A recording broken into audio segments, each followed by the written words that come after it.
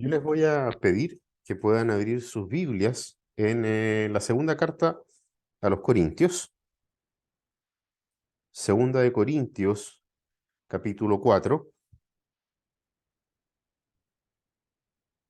y vamos a leer los versículos 16 al 18.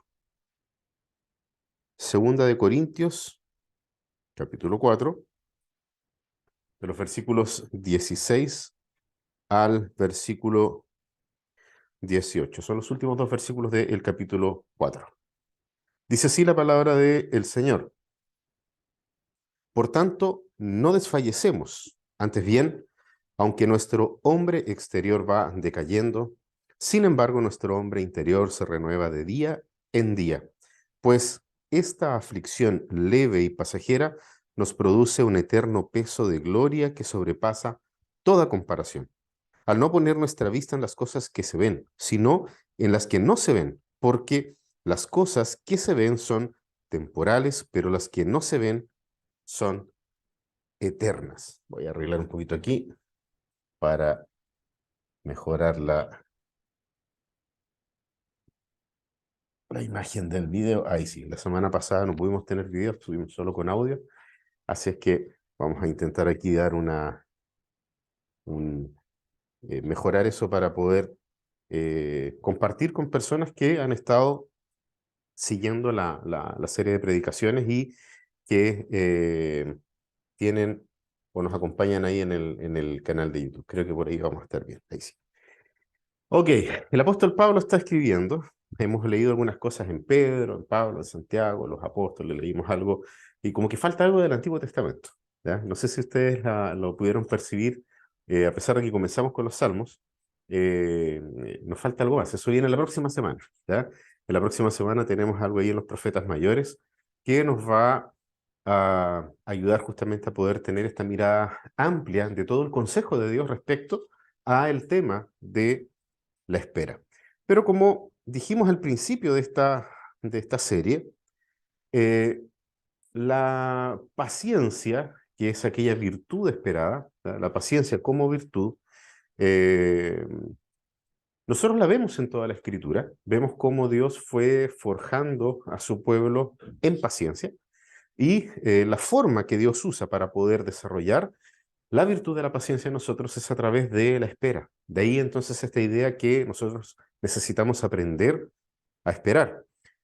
Si queremos tener paciencia, lo dijimos ya anteriormente, nosotros tenemos que aprender a esperar. No hay otra forma, no hay otro camino. ¿Ya? No hay una unción especial de paciencia, sino que la paciencia se va desarrollando a través de la espera.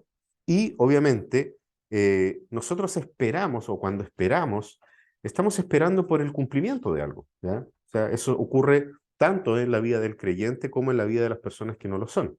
Siempre que nosotros estamos hablando de espera es porque estamos esperando el cumplimiento de alguna cosa. Y en ese cumplimiento de algo pasan una serie de cosas, ¿ya? Al no ser automáticas, y nosotros en nuestra vida, sobre todo en nuestra vida posmoderna, tenemos una instantaneidad en todo, ¿ya? Nosotros, no sé si ustedes, por ejemplo, han visto eh, una de las frases que utilizó o está utilizando hace ya varios años el canal de televisión CNN, donde ellos dicen que si está pasando, lo estás viendo. ¿Ya? Entonces esa instantaneidad de las cosas nos hace ser constantemente eh, invitados a que las cosas tienen que ser así, instantáneas, ¿ya? En el momento. Entonces tenemos café instantáneo, tenemos comidas instantáneas, todo eso nos va forjando, nos va moldeando, nuestro propio mundo nos está moldeando a que no esperemos, ¿ya? Y el hecho de no esperar, ciertamente no desarrolla en nosotros la paciencia, ¿ya? Entonces nosotros tenemos hoy en día mucha gente frustrada porque no le gusta esperar, ¿ya? Y en esos procesos quisiéramos entonces que las cosas pudiesen ser más rápidas, perdiéndonos justamente aquello que forja en nosotros un carácter que tiene que ver con la paciencia, y esos son aquellos procesos que se van dando. Algunos más largos, otros más cortos, Pero siempre, cuando nosotros esperamos, estamos esperando por el cumplimiento de algo. Y el proceso de espera ciertamente es costoso, tiene un costo, es doloroso, nosotros ya lo mencionamos, y esa es un poco la dinámica y no otra que la Biblia nos presenta respecto al tema de la espera, la forma en que Dios nos hace esperar. Ahora, es interesante porque el cristianismo como religión es una religión que está caracterizada por la espera. ¿Ya? Si hay algo que puede caracterizar al cristianismo es justamente la espera. ¿Por qué? Pensemos simplemente de una manera eh, simple. Dios pudiendo haber creado todas las cosas con una sola palabra, haber traído a existencia todo, por el poder de Dios, Él es todopoderoso, pudo haberlo hecho, por alguna razón Dios decide crear las cosas de a poco, ¿ya? Dando un tiempo de espera entre una y otra cosa que fue siendo creada. El relato de el Génesis nos dice que Dios creó, vio y vio que era bueno. Y termina un día y comienza otro. ¿Ya? Y en ese sentido Dios nos muestra que desde que Él crea todas las crea dándose tiempos de espera. ¿Ya? No está de más recalcar que el último día Él lo deja como un día de descanso, donde tenemos que aprender a esperar cómo Dios obra para comenzar una semana siguiente. Eso aparece luego en la ley del Señor, cómo el Señor llama a su pueblo a que ese día, por ejemplo, tenían que esperar por la provisión para la semana que comenzaba después. Podían recoger el último día y luego esperar. ¿Ya? El día del Shabbat era el día de la espera en que Dios manifestase su bondad hacia su pueblo, nos preparaba para esa espera y luego teníamos que esperar, y aquel que no esperaba, particularmente con el tema del alimento, ese alimento no era bueno, ¿ya? Se echaba a perder y ya no era comestible. Entonces Dios, ¿qué le decía con eso al pueblo? Esperen, ¿ya? Pero Señor, podemos morir de hambre. Esperen, ¿ya? Soy yo el que está detrás de todas estas cosas. Cuando Dios se revela a Moisés, también hay otro aspecto bien interesante, porque cuando Dios se revela a Moisés y Moisés le pide, ¿ya?, a Dios que le revele su nombre, ¿en nombre de quién voy? ¿Ya? ¿En nombre de qué Dios voy? ¿En nombre de quién? ¿Quién eres tú? Y es interesante porque según las reglas de la gramática hebrea, lo que es traducido como yo soy el que soy, en realidad es algo así como yo seré el que seré. Y eso manifiesta eh, un tiempo de espera en el cual Dios iba a ir revelándose de a poco. Yo seré el que seré tiene esa intención. Yo me voy a ir revelando. ¿Ya? Y eso necesariamente pide de su propio pueblo y de Moisés particularmente que espere. ¿Ya? No solamente ahí nosotros vemos el tema de la espera, sino que también nosotros vemos a nuestro propio Señor Jesucristo. Todos esperaron al Mesías que viniese su primera vez.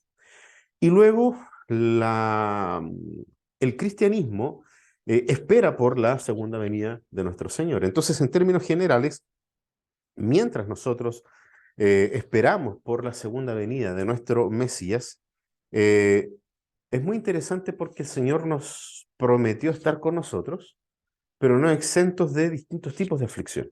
¿Ya? Y no es distinto a cómo el pueblo de Israel también esperaba en esa primera venida del Mesías, también sometidos a distintos tipos de aflicción, relacionadas al pecado, ciertamente, y nosotros relacionados también al mundo de pecado en el que vivimos, en el cual vamos viendo ciertas aflicciones que nos hacen muchas veces incluso dudar de aquel tiempo de espera, dudar de por qué tenemos que ser sometidos a este tipo de aflicción en este tiempo. ¿Por qué no viene, Señor Jesús? ¿Ya?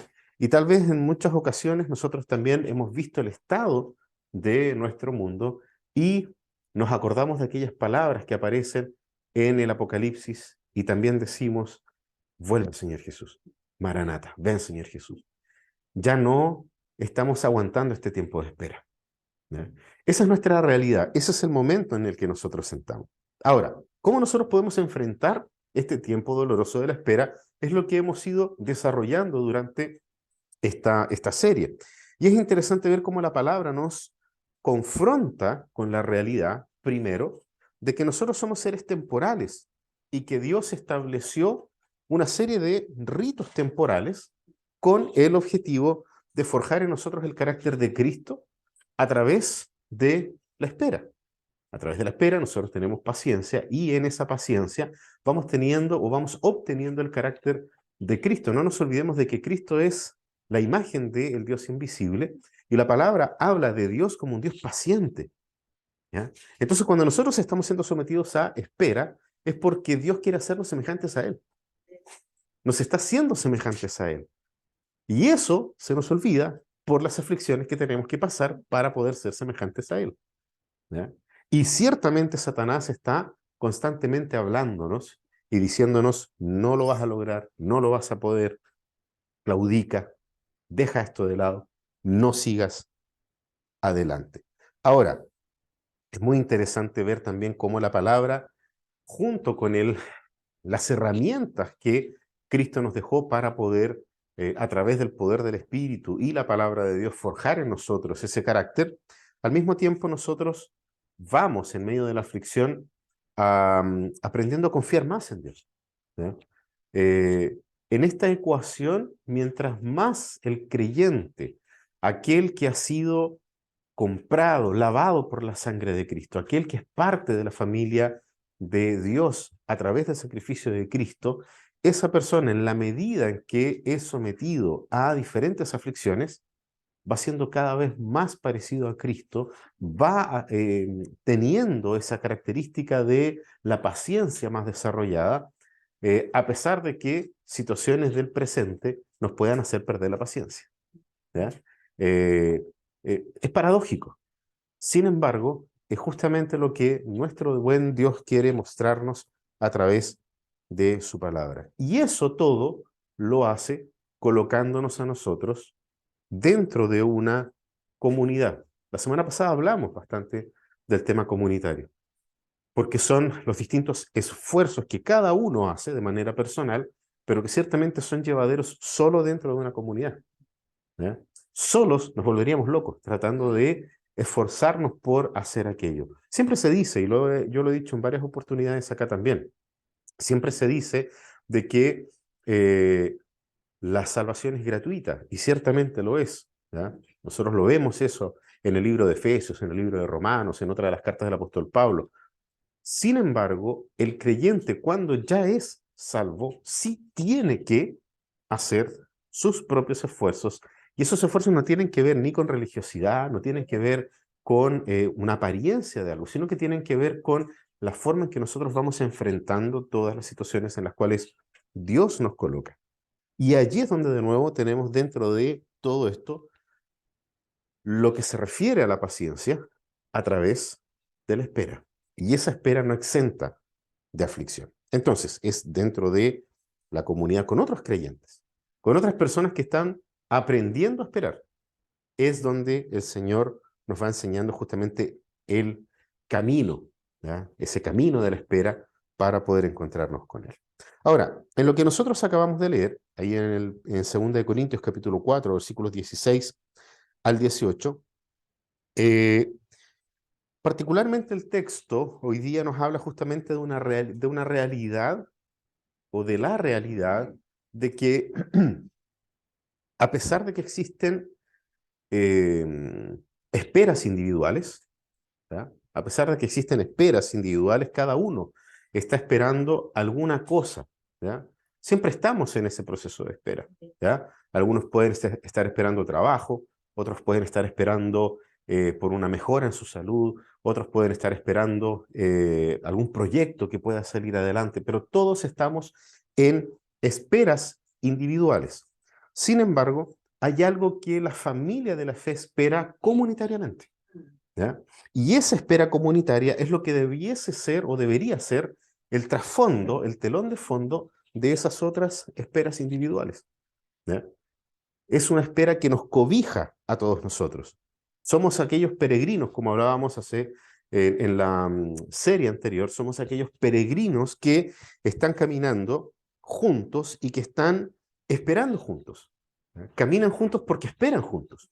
Se acompañan y están en este camino porque están esperando algo juntos y están caminando y están esperando en este camino por un futuro que está siendo preparado para aquellos que han sido llamados, para aquellos que han sido adoptados por Dios como hijos, y dentro de ese movimiento constante y permanente, entonces nosotros vamos siendo esta familia de Dios que aprende junta y que vamos aprendiendo juntos justamente a través del sufrimiento de la espera, ¿ya? Por eso todas estas esperas individuales tienen como telón de fondo una única espera que tienen todos los hijos de Dios y que ciertamente es el regreso de nuestro Señor Jesucristo.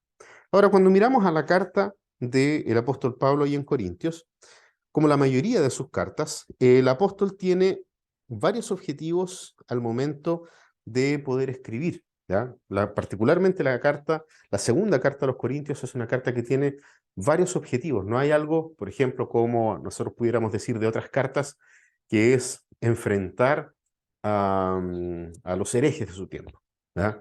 Y es como un foco único. Segunda de Corintios tiene varios objetivos al momento que el apóstol Pablo lo está escribiendo, ¿ya? De hecho, es muy interesante porque la segunda carta canónica del apóstol Pablo en realidad es una cuarta carta a los Corintios, ¿ya?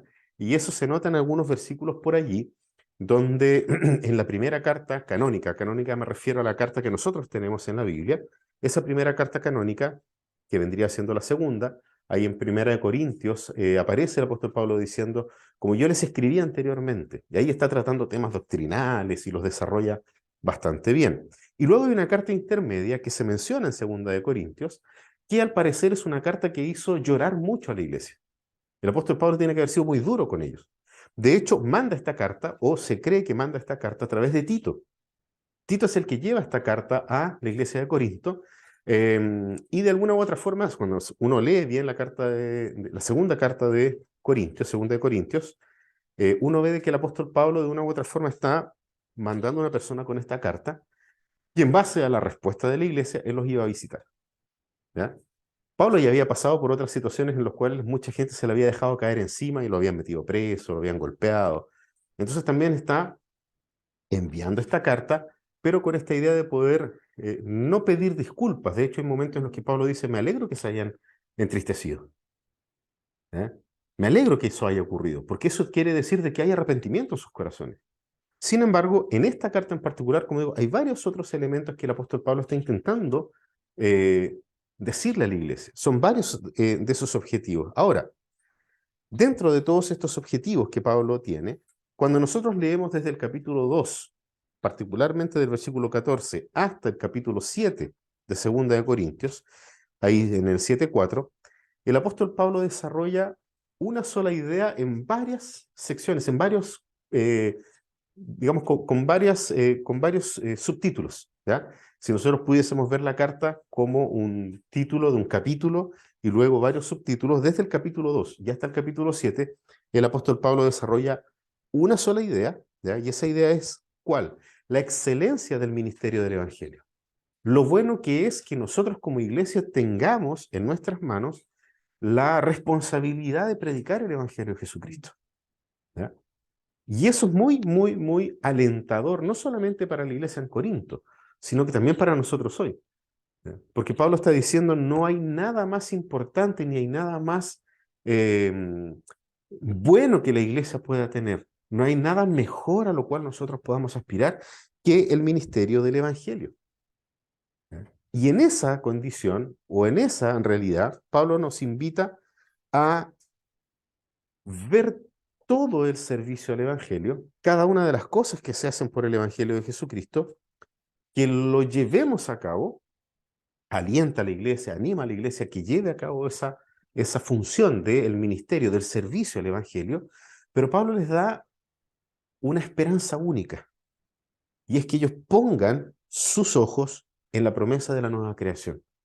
La iglesia estaba siendo constantemente perseguida, lo vimos la semana pasada en Pedro particularmente, ¿ya? Pedro escribe a la iglesia que está siendo perseguida. Pablo acá está escribiendo a una iglesia que está relativamente más tranquila. Sin embargo, hay momentos en los cuales la iglesia se vio enfrentada a diferentes tipos de o persecuciones, pero también mucho, mucho, mucho de herejías que estaban llegando dentro de la iglesia. Entonces el apóstol Pablo les dice, ustedes tienen entre manos el misterio revelado de Dios. todo lo que fue esperado en algún momento ha sido revelado en Cristo. Y eso les fue entregado a ustedes. Van a pasar por diversas aflicciones, y lo vamos a ver allí también en algunos versículos de esta misma carta. Pero Pablo les dice, no se preocupen de esas cosas, ¿ya? No se preocupen de lo que está ocurriendo en el momento, las circunstancias de la vida en las que ustedes están. Nosotros estamos esperando algo mayor. Entonces pongan sus ojos en eso, pongan sus ojos en la nueva creación. Allá es necesario que nuestra mente y corazón estén cautivados con eso. De otra manera nos vamos a perder en el camino. ¿Sí? El apóstol Pablo de una u otra forma está diciendo, den un paso atrás y no miren el árbol, sino que contemplen el bosque. ¿Ya? Y generalmente nosotros somos muy dados en estar caminando por medio de un bosque y estar viendo solamente un árbol, en vez de contemplar la grandeza del bosque que está a nuestro alrededor. El apóstol Pablo les dice, pongan su mirada allá, pongan su mirada en aquellas cosas que fueron prometidas y por las cuales estamos esperando. Eso es lo que nos va a motivar y es eso lo que nos va a nosotros a impulsar a poder servir al Evangelio. Fíjense ustedes ahí en el capítulo 5 de 2 de Corintios, en versículos 1 y 2, la palabra del Señor dice así: porque sabemos que si la tienda terrenal, que es nuestra morada, es destruida, tenemos de Dios un edificio, una casa no hecha por manos, eterna en los cielos. Pues, en verdad, en esta morada gemimos, anhelando ser vestidos con nuestra habitación celestial. Bien, el 3 también nos sirve, y una vez vestidos, no seremos hallados desnudos. Acá el apóstol Pablo está haciendo una referencia a una forma de pensamiento griego que tiene que ver con esta idea del platonismo, que planteaba que el cuerpo era malo porque era materia y lo único importante realmente era el espíritu, ¿ya? Eso era un planteamiento de Platón y que muchas personas dentro del cristianismo fueron adoptando, ¿ya? Ahora, es interesante ver porque si uno lo lee rápidamente da la impresión de que Pablo es platónico, ¿ya? ¿Por qué? Si ustedes se fijan, dice que cuando habla ahí de nuestra morada, ¿cierto? O como lo dice en el versículo 2 particularmente, en esta morada gemimos, ¿ya? Está hablando del cuerpo, está hablando de la aflicción presente. Y luego dice, anhelando ser vestidos con nuestra habitación celestial. Eso rompe justamente la idea de que Pablo pueda ser platónico, porque Pablo está pensando en la resurrección del cuerpo. Pablo está pensando en la resurrección de los muertos. Pablo no está diciendo aquí la carne o el cuerpo es malo porque es materia y solamente preocupémonos del espíritu, sino que él dice, en el espíritu y guiados por el espíritu, ahí ya espíritu con mayúscula, nosotros vamos a ver cómo y de qué manera esto se hace verdad. Esta promesa de que vamos a ser revestidos de un cuerpo que no va a ser corrompido más, lo podemos hacer cuando nosotros tenemos esta idea de la espera, del que nosotros estamos esperando y dentro de una comunidad de fe. Volvamos ahí al capítulo 4, solamente para no perdernos de nuestro texto clave. El apóstol Pablo entonces es consciente de estas aflicciones. El apóstol Pablo es consciente de las aflicciones de este mundo porque las ha vivido. El apóstol Pablo ha vivido todo tipo de aflicción. Y es interesante cómo desde esa realidad él está animando a la iglesia, está animando a los corintios a esperar pacientemente en este difícil proceso. Fíjense los versículos 7 al 9 del capítulo 4. Pero tenemos este tesoro en vasos de barro, para que la extraordinaria grandeza del poder sea de Dios y no de nosotros, afligidos en todo, pero no agobiados, perplejos, pero no desesperados, perseguidos, pero no abandonados, derribados, pero no destruidos. Fíjense en la cantidad de cosas negativas que el apóstol Pablo coloca. Sin embargo, en todas y cada una de ellas se fortalece en Cristo y en lo que el Señor prometió. Podemos nosotros parecer agobiados, pero no lo estamos. Podemos estar pasando por persecución, pero en realidad no. Hay probablemente más de alguien en la iglesia de Corinto haya dicho, a ver, espérate un poco, yo estuve en la cárcel. ¿Ya? ¿Por qué vienes a decirme eso? Si yo estuve metido allí, estuve en un calabozo, a mí me castigaron por Cristo. ¿A qué te refieres, Pablo, con todas estas cosas? Y ahí es donde Pablo sigue desarrollando la idea, que es la que nos lleva al texto que nosotros leímos.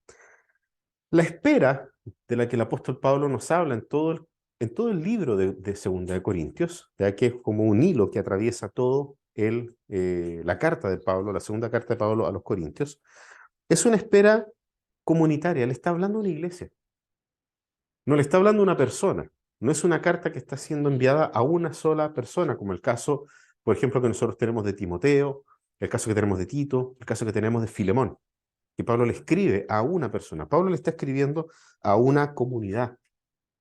Entonces, todo lo que él trata dentro de la carta está escrito comunitariamente. Está escrito para una comunidad de fe, y en este caso, los corintios.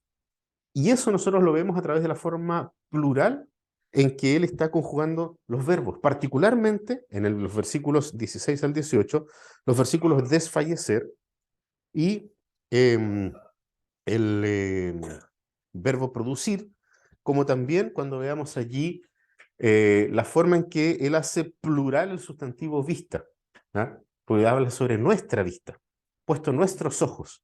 ¿Ah? Siempre nos está hablando en términos plurales, en términos de un conjunto de personas, y es lo que yo quiero invitarlos a ver y a desarrollar con una mayor detención, ¿ya? En esos versículos 16 al 18. Así que para que los tengan allí atentos.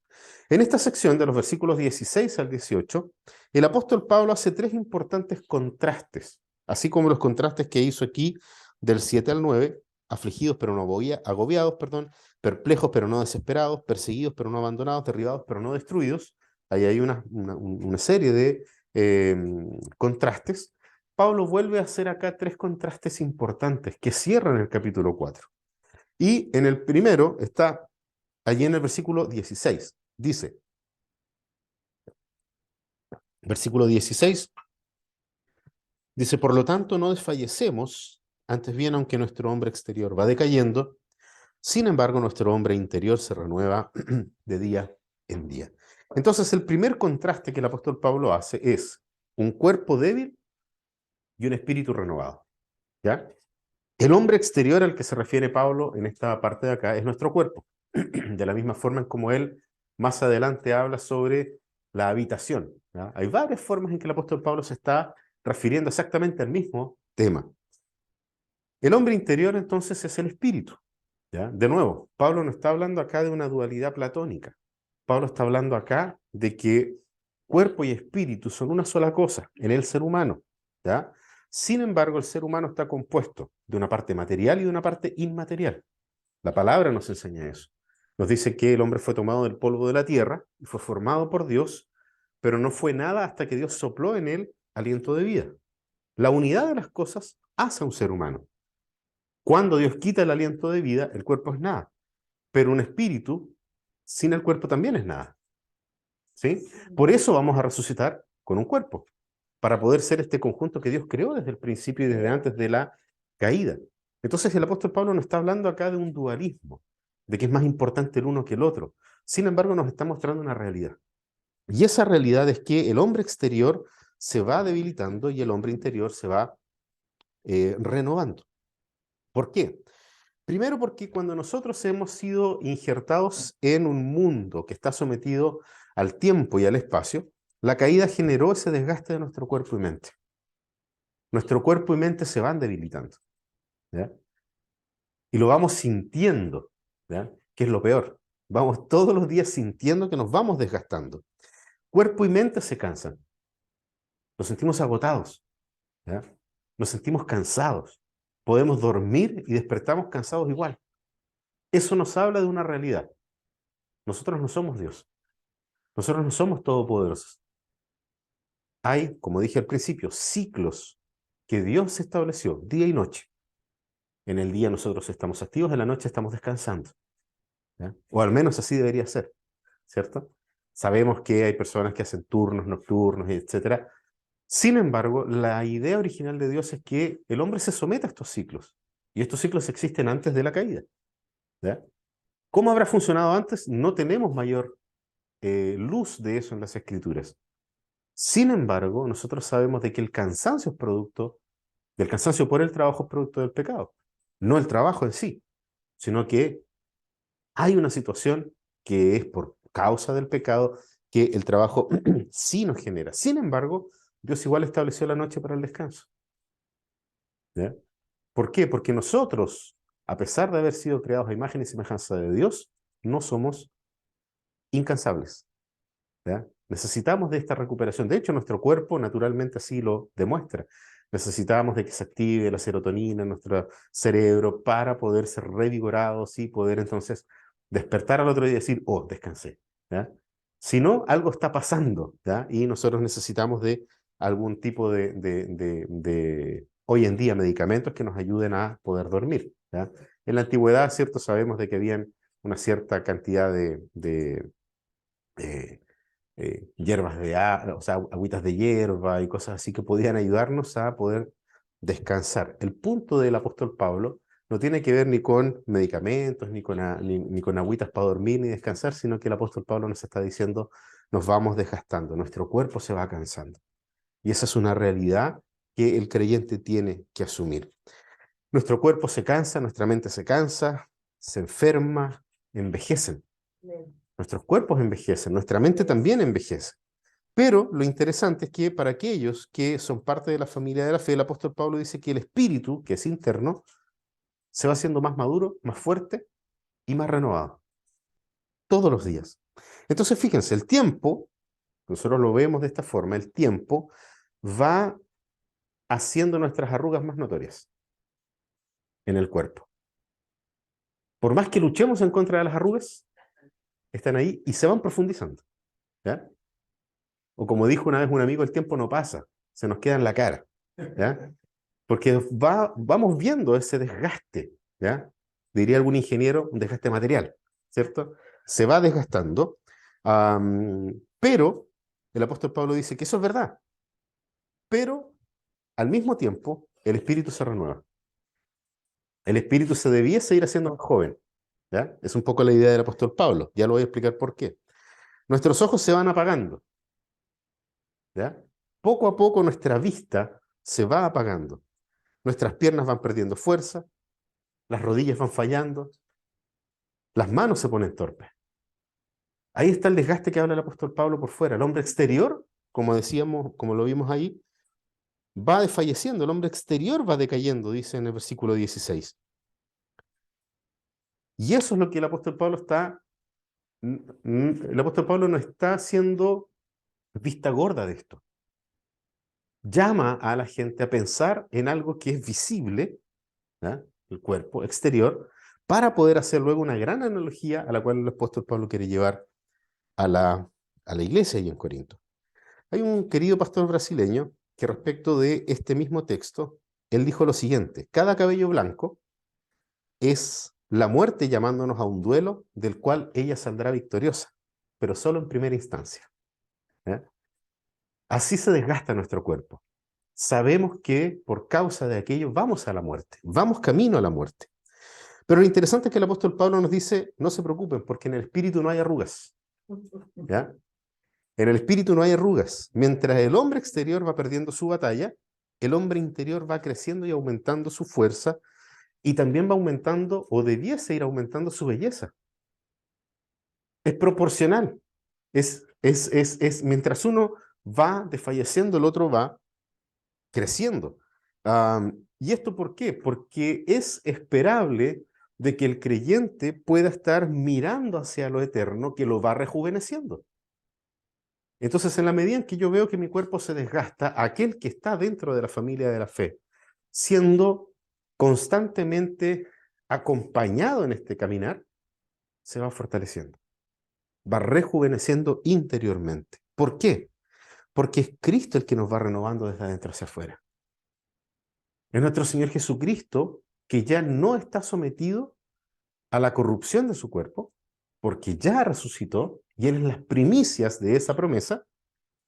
Él es el que nos va renovando desde adentro hacia afuera. Hay un cambio que va a ocurrir y está ocurriendo y debiese ocurrir con mayor ímpetu en los hijos de Dios. aquellos que están dentro de una comunidad y que son acompañados por otros hermanos en Cristo. Y aquí de nuevo me refiero a los verbos corromper y renovar. El apóstol Pablo usa un tipo de conjugación en el griego que lo mantiene o lo deja como un presente continuo, lo que nos habla de esta proporcionalidad de la que yo les estaba hablando, para el creyente que está en Cristo, ¿ya? Mientras el cuerpo se debilita, el espíritu se fortalece. Y es Cristo quien va fortaleciendo las fibras del alma. Es Él el que va sustentando, es Él el que está apoyando. ¿Por qué? Porque nos está preparando para enfrentar la muerte. Es Cristo preparándonos para enfrentar la muerte. Entonces el espíritu tiene que estar fortalecido para enfrentar la muerte. Hay una historia que una vez escuché de un pastor que fue a visitar a un hermano que había sido desahuciado. El hombre debe haber tenido unos 80 y pocos años. Entonces el pastor lo fue a visitar. El hermano todavía era consciente de todo. Y le preguntó, le dijo, hermano, le dijo, ¿cómo estamos? Y él le dice, mal, po, aquí estoy, míreme. ¿Ya? Fue, inmediatamente fue transparente con lo evidente. Pero le dijo, si usted mira a su alrededor, y el hombre vivía en una casa muy humilde, ¿ya? Esto ocurrió en un sector campesino en el norte de Brasil. Entonces este hermano le dice, pero no es distinto a mi casa, mire, le dice, mire su entorno. Y la casa estaba bastante a mal traer. Él ya llevaba arrastrando una enfermedad muchos años, entonces cualquier tipo de reparación no las podía hacer. Y era evidente el desgaste de la casa, ¿sí? Entonces el propio hermano le enseñó una lección al pastor y le dijo, estoy aquí, como usted ve, parecido a lo que estábamos viendo aquí alrededor, que es la casa que se estaba cayendo. Pero dijo, estoy bien porque voy camino a una mansión que el Señor me está preparando. Y en esa mansión yo voy a estar tan renovado como esa casa. Esa es mi esperanza, pastor, estoy listo para partir. Entonces, el cuerpo estaba debilitado, pero el espíritu estaba totalmente revigorizado por la esperanza que Cristo había puesto en el corazón de este hermano. ¿Ya? El pastor dice que eso a él le hizo cambiar la manera en la cual él aborda a las personas que están a punto de morir. Él busca llevar un mensaje de alegría y de esperanza, más que simplemente tratar de orar para que no sufra. Él dice, no, el sufrimiento va a estar y probablemente hasta el último suspiro la persona va a sufrir. Ahí de repente nosotros intentamos idealizar el no sufrimiento. El no sufrimiento viene después de la muerte. ¿Ya? Viene después.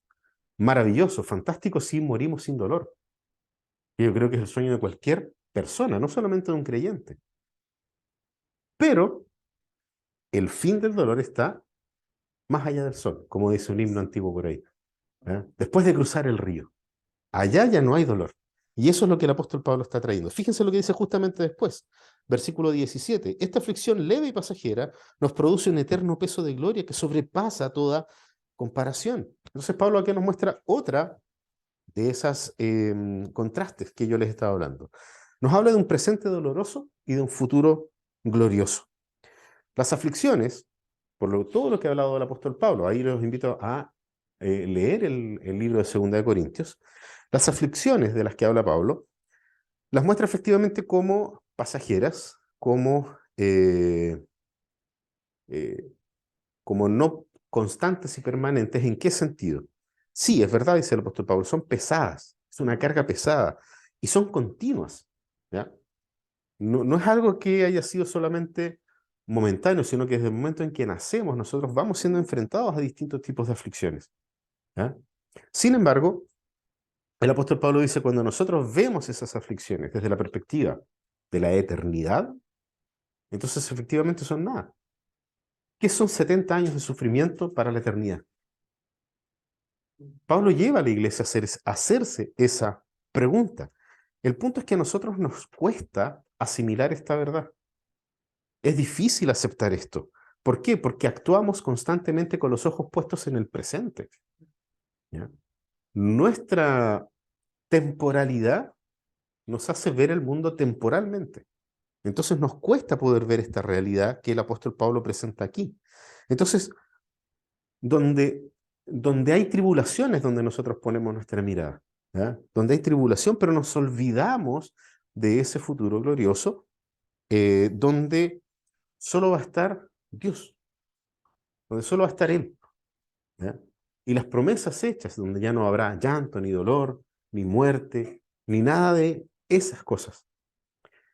Hace un tiempo atrás leía de un autor que durante los años 70 se predicó mucho sobre esto, sobre esa esperanza gloriosa. De hecho, siempre se hablaba y se enfatizaba bastante, ¿cierto?, en esta nueva creación, cielos nuevos, tierra nueva, o como diría una pariente por acá que nos contaron, calles de oro, mar de cristal, ¿ya? Eh, se nos habló mucho de eso, al punto que eh, algunos mercenarios de la fe utilizaron eso para poder hablar de una prosperidad futura, que tiene que ser vista en el presente, ¿ya? Pero para no parecernos a esos mercenarios, dejamos de hablar de la esperanza cristiana, lo cual es un error, porque sí hay una promesa de una realidad que no vemos en el presente y que tiene que ver con la gloria de Dios. Y la gloria de Dios tiene la ausencia de dolor, aflicción, angustias, sino que es todo ese shalom, es toda esa bondad de Dios, es todo ese bienestar que el hombre siempre ha anhelado, están solamente en Dios. Y si Dios va a estar con nosotros eternamente, eso es lo único que vamos a tener, solamente a Dios. Y eso entonces debiese llenarnos a nosotros de alegría. Ahora, en este tiempo presente, sí, el apóstol Pablo no quita la vista del llanto y del dolor, pero vuelve a colocar a la iglesia en el gozo eterno. No se olviden nunca de ese gozo eterno. Ahora hay dolor en el cuerpo. El hombre va desfalleciendo, va decayendo, el hombre exterior va decayendo. Hay dolor en el cuerpo.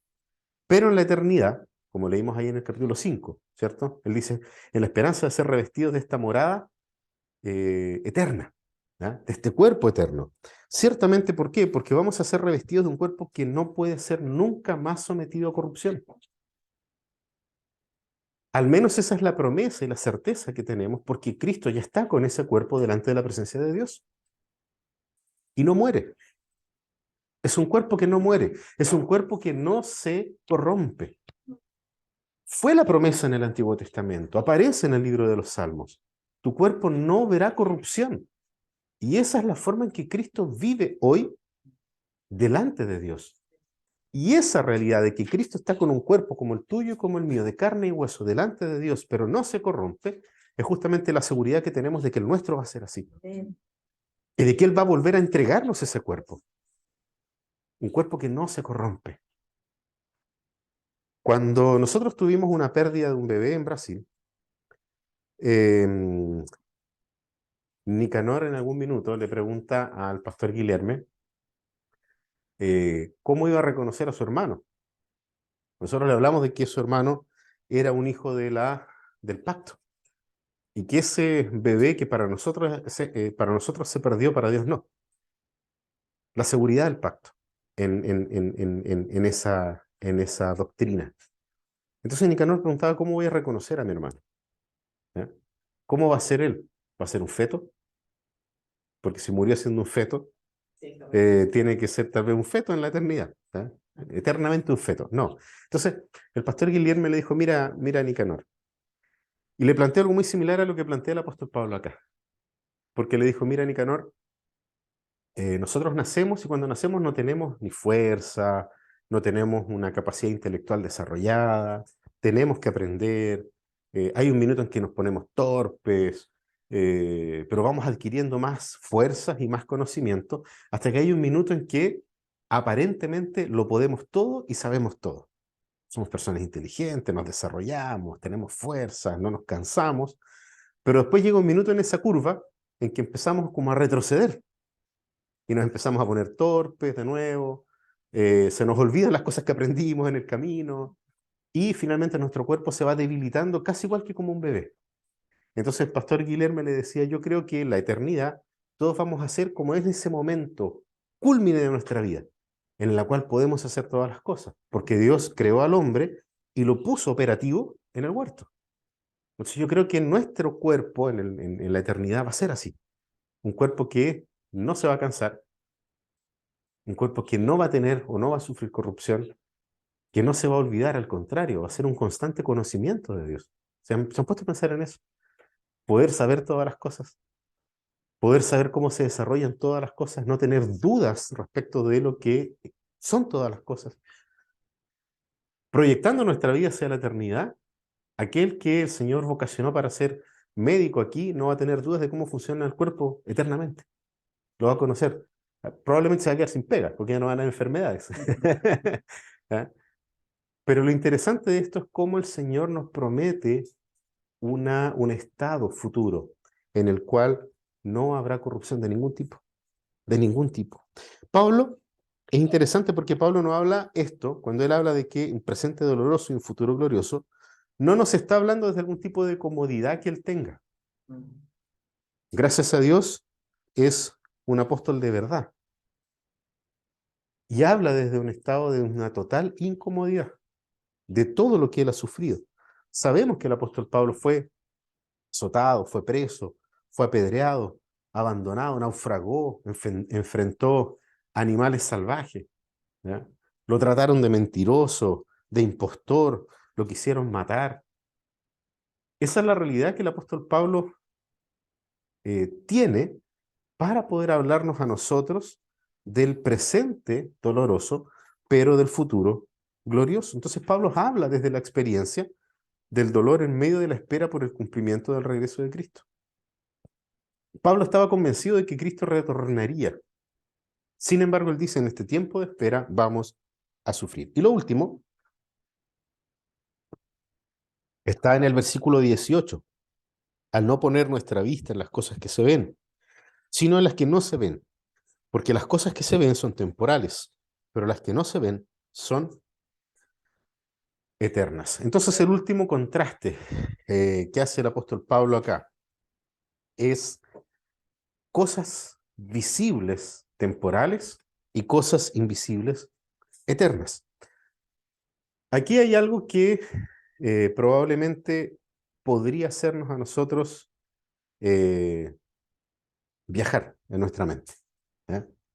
Y perdernos en ese concepto de la eternidad.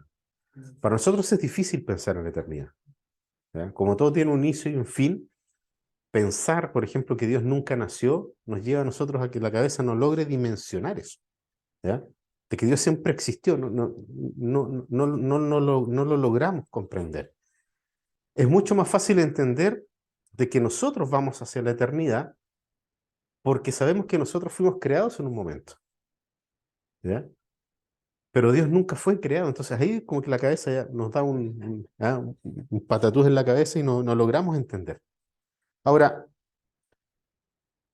hay otras cosas que también tienen que ver con la realidad de Dios, y es el hecho de que nuestra realidad, lo que nosotros vemos, lo que nosotros observamos, los colores que vemos, las cosas que podemos percibir a través de nuestros sentidos, no son la realidad, ¿ya? Me explico. La realidad fue perturbada por el pecado. Nuestros sentidos fueron perturbados por el pecado. Entonces, cuando nosotros observamos la belleza de una flor, esa flor es mucho más bella de lo que nosotros la vemos. Cuando admiramos un atardecer y vemos de que es tan grandioso, es tan majestuoso, es tan lindo, es tan conmovedor, es mucho más conmovedor de lo que nosotros podemos ver. Imagínense entonces los alimentos. Cuando comemos algo que nos gusta y lo disfrutamos, ¿ya? Y decimos, qué rico es esto. Esa realidad no es la realidad toda. Es mucho más que eso. Es mucho mejor. Cada una de las buenas cosas que hay en este mundo son mejores de las que nosotros conocemos. ¿Por qué? Porque este mundo está sometido bajo el pecado, bajo la corrupción del pecado. Entonces, cuando el apóstol Pablo habla de esto acá, nos está diciendo de que las cosas reales son las eternas, no son las que nosotros podemos ver acá. Y eso no tiene nada que ver con algunas interpretaciones de que este mundo va a desaparecer, de que este mundo va a ser consumido por el fuego y que ya no va a haber nada y que solamente vamos a estar en el cielo con alas, volando. y glorificando a Dios. No, la palabra dice que este mundo va a ser renovado. ¿Y qué significa eso? De que nosotros vamos a poder habitar este mundo, pero todo va a ser real. Ya no va a ser sometido a la esclavitud del pecado. Y eso es lo que el apóstol Pablo nos está mostrando acá.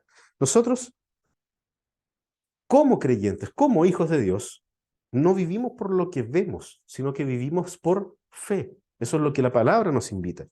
¿Y la fe qué es? La certeza de que nuestra ciudad permanente no es esta, sino que es nuestra patria celestial. Y esa patria celestial es esta renovación de todas las cosas. La renovación de cada una de las cosas en este mundo. En el cosmos completo, en todo el orden creado. Y es interesante, ¿por qué? Porque la fe particularmente no se aferra a lo que el mundo denomina como glorioso. No se aferra a esas cosas. ¿Por qué? Porque su vista, y de nuevo veamos lo que el apóstol Pablo está invitando a la iglesia de Corinto, la vista por fe está en el mundo venidero prometido. Allá están puestos nuestros ojos. Y eso es lo que espera el creyente, o lo que debiese esperar el creyente. Es la misma espera que tuvo Abraham, que tuvo Isaac, que tuvo Jacob, herederos de la promesa, que aguardan esa ciudad donde Dios es el arquitecto y edificador, como dice Hebreos 11. Y ellos son los padres de nuestra fe. Es la misma espera que vivió Moisés por el cumplimiento de una promesa, por una recompensa infinitamente mayor a las riquezas de Egipto, como también dice el libro de Hebreos en el capítulo 11. Fíjense cómo nuestros patriarcas también esperaron, y esperaron lo mismo que estamos esperando nosotros. Es la misma espera. Entonces, a veces a nosotros se nos dice, nosotros deberíamos ser como Abraham, Isaac, Jacob. Lo somos. Lo somos en el sentido que estamos esperando exactamente lo mismo. Y estamos esperando el futuro glorioso que Dios prometió. Esa tierra prometida, que no era lo que vio Abraham, Isaac y Jacob, sino que la promesa de que la tierra, y eso es muy interesante, porque el libro de Génesis promete el planeta completo a los que son los hijos de Dios.